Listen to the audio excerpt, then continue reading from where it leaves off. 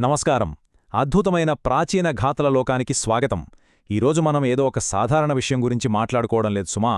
వేలాది సంవత్సరాలుగా మన తాతమ్మలు నాయనమ్మలు ఒక తరం నుండి మరో తరానికి చెబుతూ వస్తున్నా వింటేనే రోమాలో నిక్కబడుచుకునే ఒక అద్భుతమైన ప్రాచీన ఘాతను ఈ విశ్లేషణలో మనం తెలుసుకోబోతున్నాం.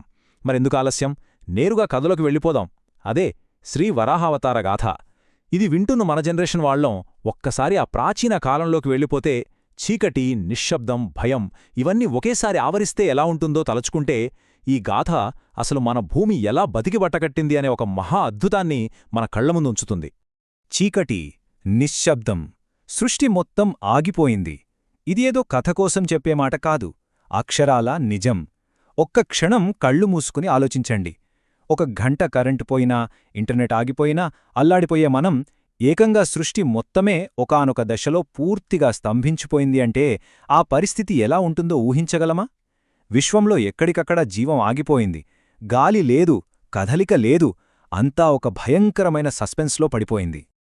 మొదటి అధ్యాయం: సృష్టి ఆగిపోయిన ఆ చీకటి కాలం. అసలు సృష్టి ఎందుకు ఆగిపోయింది? దానికి కారణం ఎవరు? ఇదంతా తెలుసుకోవాలంటే ఆ చీకటి కాలం నాటి ఒక మహావిలన్ గురించి మనం మాట్లాడుకోవాలి.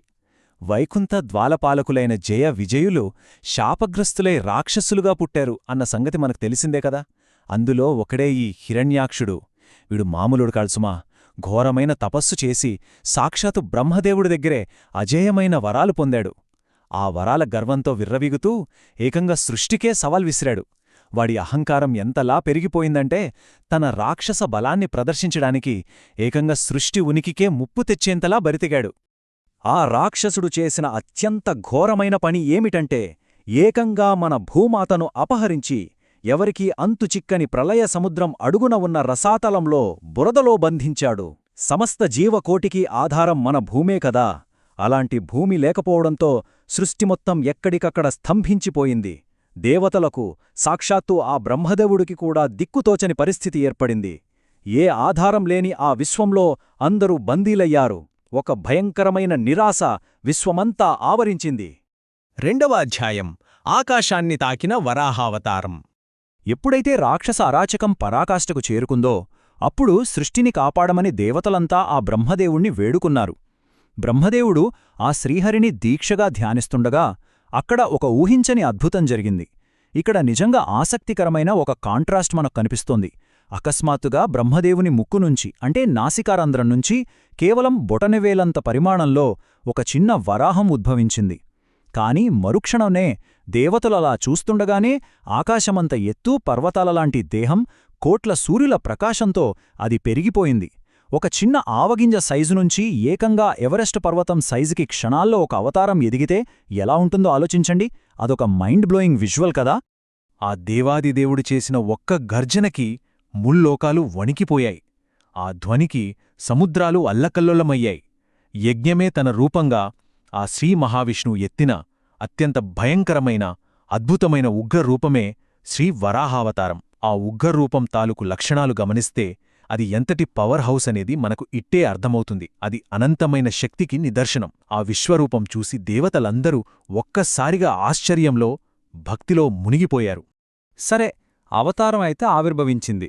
కాని ప్రళయ సముద్రపు అడుగుభాగం, ఆ చీకటి రసాతలం నుంచి మన భూమిని అసలు ఎలా బయటకు తీసుకురావాలి?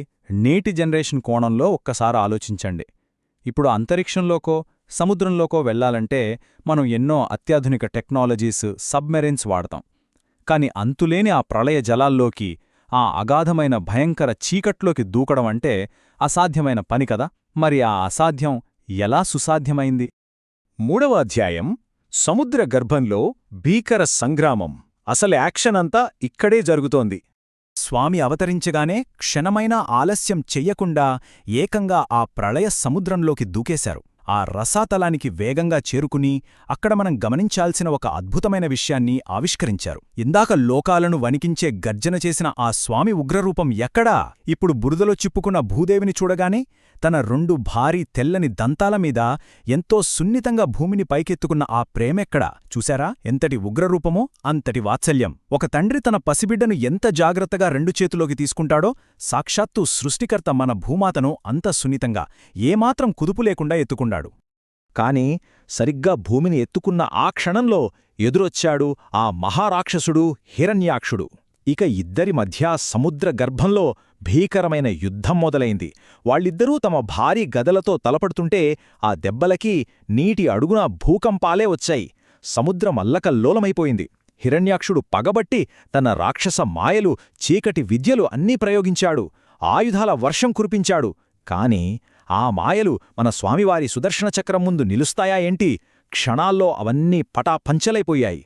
ఇక ఇక్కడ మనం గమనించాల్సిన అత్యంత కీలకమైన పాయింట్ ఏమిటంటే, ఇది కేవలం ఒక రాక్షసుడితో చేసిన యుద్ధం మాత్రమే కాదు, ఇది అహంకార నిర్మూలన. తన మాయలు పారకపోవడంతో కోపంతో ఊగిపోతున్న హిరణ్యాక్షుణ్ణి చూసి స్వామి తన పిడికిలి బిగించి వాడి చెవి కింద బలంగా ఒక్క ప్రహారం చేశారు. అంతే, ఆ ఒక్క దెబ్బకు ఆ రాక్షసుడు గిలగిల తన్నుకుంటూ ప్రాణాలు వదిలాడు. వాడు అంతమైపోవడంతో పాటు సృష్టినే శాసించాలనుకున్న వాడి అహంకారం కూడా ఆ క్షణమే శాశ్వతంగా నాశనమైపోయింది. ఎంతటి బలవంతుడైనా సరే గర్వం తలకెక్కితే పతనం తప్పదని ఈ ఘట్టం మనకు నిరూపించింది. ఇక చివరిదైన 4వ అధ్యాయం భూమిరక్షణ, సృష్టి పునఃప్రారంభం. రాక్షస సంహారం పూర్తయింది. ఒక గొప్ప ఉత్కంఠకు తెరపడింది. స్వామి ఆ ప్రళయ జలాల నుంచి గర్జించుకుంటూ విజయోత్సాహంతో పైకొచ్చారు. ఆ దృశ్యమెంత అద్భుతంగా ఉంటుందో కదా. తన దంతాల మీదున్న మన భూమిని అత్యంత భద్రంగా, ప్రేమగా ఆ సముద్రం మీద నిలిపారు. అంతేకాదు, భూమికి నీటిమీద తేలే శాశ్వత శక్తిని ఆ క్షణంలోనే స్వామి ప్రసాదించారు. దానితో మన గ్రహం మళ్లీ ప్రాణం పోసుకుంది. సృష్టి తన చక్రం మళ్లీ తిప్పడం ప్రారంభించింది. కోల్పోయిన సమతుల్యత పునరుద్ధరించబడింది. అప్పటిదాకా భయంకరంగా ఉన్న ఆకాశం ఇప్పుడు ఎంతో ప్రశాంతంగా మారిపోయింది. సృష్టికర్త అయిన బ్రహ్మదేవుడు, లయకారుడైన పరమశివుడు మరియు ముక్కోటి దేవతలు అందరూ ఆనందంతో స్వామిపై పూలవాన కురిపించారు. ఆ వరాహమూర్తిని వేదమంత్రాలతో కీర్తించారు. విశ్వం మొత్తంలో మళ్లీ ఒక దైవికమైన సామరస్యం వెల్లివిరిసింది. చీకటిపోయి వెలుగు నిండింది.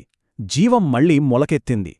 లోకాలను కాపాడిన ఆ యజ్ఞవరాహమూర్తి తన బాధ్యత ముగియగానే దేవతల జయజయధ్వానాల మధ్య ఎలాంటి ఆర్భాటం లేకుండా ఆ సముద్రం నుండే నేరుగా అదృశ్యమయ్యారు. తన దివ్యరూపంతో మళ్లీ వైకుంఠానికి చేరుకున్నారు. ఎప్పుడైతే ఆపద వస్తుందో అప్పుడు ఆవిర్భవించడం, ఆపదను తొలగించి పని పూర్తయిన వెంటనే తిరిగి తన స్థానానికి వెళ్ళిపోవడం, ఇది ఆ దైవం యొక్క గొప్పతనం. ఎలాంటి అహంకారం లేకుండా తన విధిని తాను నిర్వర్తించడం ఇక్కడ మనం స్పష్టంగా చూడొచ్చు. ఇక ఈ అద్భుతమైన వివరణ ముగింపుకు వచ్చాం. ఇప్పుడు మన ముందున్న అతిపెద్ద ప్రశ్నను మన మనస్సులో మనం అడగాలి. వేలాది ఏళ్ల క్రితమే మన పూర్వీకులు మన భూమిని ఒక తల్లిలా పూజించారు. ప్రాణాలకు తెగించి కాపాడుకున్నారు. పర్యావరణాన్ని ప్రేమించారు. మరి నేటి జనరేషన్ అయిన మనమేం చేస్తున్నాం? నాడు ఒక రాక్షసుడు భూమిని నాశనం చేయాలని చూస్తే స్వామి వచ్చి కాపాడాడు. కాని నేడు కాలుష్యం, గ్లోబల్ వార్మింగ్ లాంటి ఎన్నో సమస్యల రూపంలో మనమే మన భూమికి హాని చేస్తున్నాం కదా. ఈ ప్రాచీన గాథ కేవలం ఒక కథ కాదు, మన గ్రహాన్ని మనం ఎలా కాపాడుకోవాలో, భూమి పట్ల మనం ఎంత బాధ్యతగా ఉండాలో చెప్పే ఒక గొప్ప సందేశం. ఈ అద్భుతమైన విశ్లేషణ మనందరికీ ఒక కొత్త ఆలోచనను ఇచ్చిందని ఆశిస్తూ మళ్లీ మరొక ఆసక్తికరమైన అంశంతో కలుద్దాం. నమస్కారం.